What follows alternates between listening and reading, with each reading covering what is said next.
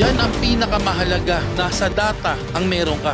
Yung internal motivation. Dalawang klase ang motivation. Isang external, isang internal. External motivation galing sa ibang tao. Internal motivation, kailangan mo ma-motivate yung sarili mo. Pag meron tao, katulad nito, ginagawa natin, nag-upload tayo ng video, marami tayong tao, may mga tao tayong motivate. Ang tawag dyan, external motivation. Ngayon, okay yan, maganda yan, pandagdag. Pero ang kailangan mong palakasin, ang kailangan mong patibayin, yung internal motivation. Kailangan kaya mong i-motivate yung sarili mo. Kasi hindi lahat ng oras, hindi lahat ng panahon, nandyan yung mga tao na nagbibigay sa'yo ng external motivation o lagi ba silang available para hingan mo ng motivation. Ngayon, kung hindi sila available at hindi mo sila pwedeng makausap sa mga oras na yon, sure ako na nandyan lagi yung sarili mo available para solusyonan yung mga problema na meron ka. So, kailangan mo patibayin, kailangan natin patibayin yung internal motivation natin na kailangan mo patibayin yung mindset mo, mentality mo, kailangan tumigas yan, kailangan tumibay yan para sa mga panahon na